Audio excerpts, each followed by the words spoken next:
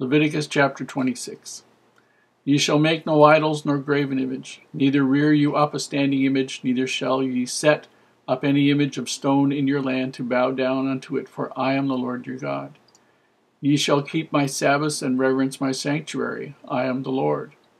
If ye walk in my statutes and keep my commandments and do them, then I will give you rain in due season, and the land shall yield her increase, and the trees of the field shall yield their fruit. And your threshing shall reach unto the vintage, and the vintage shall reach unto the sowing time. And ye shall eat your bread to the full, and dwell in your land safely. And I will give peace in the land, and ye shall lie down, and none shall make you afraid. And I will rid evil beasts out of the land, neither shall the sword go through your land. And ye shall chase your enemies, and they shall fall before you by the sword. And 5 of you shall chase 100, and 100 of you shall put 10,000 to flight. And your enemies shall fall before you by the sword. For I will have respect unto you, and make you fruitful, and multiply you, and establish my covenant with you. And ye shall eat old store, and bring forth the old because of the new. And I will set my tabernacle among you, and my soul shall not abhor you. And I will walk among you, and will be your God, and ye shall be my people. I am the Lord your God, which brought you forth out of the land of Egypt, that ye should not be their bondmen. I have broken the bands of your yoke, and made you go upright. But if ye will not hearken unto me, and will not do all these commandments, and if ye shall despise my statutes, or if your soul abhor my judgments, so that ye will not do all my commandments, but that ye break my covenant, I also will do this unto you. I will even appoint over you terror, consumption, and the burning ague, that shall consume the eyes and cause sorrow of heart, and ye shall sow your seed in vain, for your enemies shall eat it. And I will set my face against you, and ye shall be slain before your enemies, that they that hate you shall reign over you, and ye shall flee when none pursueth you. And if ye will not yet for all this hearken unto me, then I will punish you 7 times more for your sins. And I will break the pride of your power, and I will make your heaven as iron, and your earth as brass, and your strength shall be spent in vain. For your land shall not yield her increase, neither shall the trees of the land yield their fruits. And if ye walk contrary unto me, and will not hearken unto me, I will bring 7 times more plagues upon you according to your sins. And I will also send wild beasts among you, which shall rob you of your children, and destroy your cattle, and make you few in number, and your highways shall be desolate. And if you will not be reformed by me by these things, but will walk contrary unto me, then will I also walk contrary unto you, and will punish you yet 7 times for your sins. And I will bring a sword upon you, that shall avenge the quarrel of my covenant. And when ye are gathered together within your cities, I will send the pestilence among you, and ye shall be delivered into the hand of the enemy. And when I have broken the staff of your bread, 10 women shall bake your bread in one oven, and they shall deliver you your bread again by weight, and ye shall eat and not be satisfied.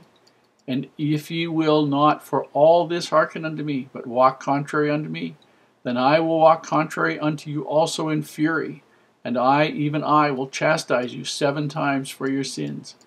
And ye shall eat the flesh of your sons, and the flesh of your daughters shall ye eat. And I will destroy your high places, and cut down your images, and cast your carcasses upon the carcasses of your idols, and my soul shall abhor you. And I will make your cities waste, and bring your sanctuaries unto desolation. And I will not smell the savor of your sweet odors.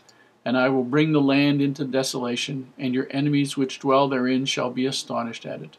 And I will scatter you among the heathen, and will draw out a sword after you, and your land shall be desolate, and your cities waste.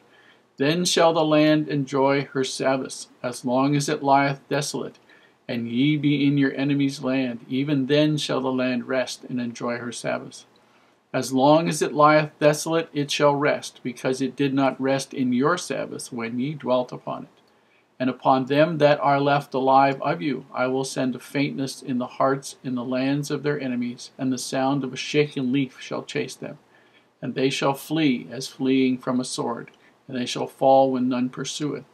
And they shall fall one upon another, as it were before a sword, when none pursueth. And ye shall have no power to stand before your enemies. And ye shall perish among the heathen, and the land of your enemies shall eat you up.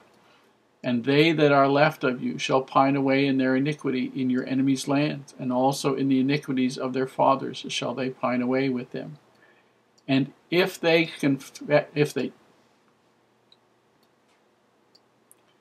shall confess their iniquity and their iniquity of their fathers with their trespass which they trespassed against me, and that also they have walked contrary unto me, and that I also have walked contrary unto them, and have brought them into the land of their enemies. If then their uncircumcised hearts be humbled, and they then accept the punishment of their iniquity, then will I remember my covenant with Jacob, and also my covenant with Isaac, and also my covenant with Abraham will I remember, and I will remember the land. The land also shall be left of them, and shall enjoy her Sabbath, while she lieth desolate without them. And they shall accept of the punishment of their iniquity, because they despise my judgments, and because their soul abhorred my statutes. And yet for all that, when they be in the land of their enemies, I will not cast them away, neither will I abhor them, to destroy them utterly, and to break my covenant with them, for I am the Lord their God. But I will, for their sakes, remember the covenant of their ancestors, whom I brought forth out of the land of Egypt in the sight of the heathen, that I might be their God. I am the Lord. These are the statutes and judgments and laws which the Lord made between him and the children of Israel in Mount Sinai by the hand of Moses. Chapter 26 of Leviticus is probably the most powerful chapter for Israel in all of the Old Testament. And it also has a bearing on how our life will be. Here the Lord outlines what he considers to be the standard for the nations that he will bless, which probably includes us. And they have the options of obedience. If they do that, then they will have the bounties of the earth. They will be safe. They will be secure. There will be peace in the land, protection from enemies, all of which are good things. And he also says something very interesting here. Says, I will walk among you and will be your God, and ye shall be my people. Now this is what they saw when Israel was coming out of Egypt, fighting the greatest battle against the greatest enemy they would have, which was Pharaoh with the biggest army on the face of the earth. They had the right to his protection and him to fight their battles. It talks about in here getting the rain in season, all the things being happening, you will have peace, all the rest of it. But if you're not going to reverence him, and you're not going to respect the Sabbath, and you're going to break the statutes and commandments, then all kinds of bad things are going to happen to the land, to the people on the land. And it doesn't say just the wicked. It doesn't say just the wicked. He wants a righteous nation. And take a look at this. Go back over this chapter and read it again, and take a look at the country where you live, the land you live on, and have a look at how the people are living on the land that they are on, and see whether or not you're getting the rain, you're getting all the food that you should, you're having the peace and the safety, and then take a look and see whether or not everybody is living righteously. And what he's saying to us here is something that is really smart.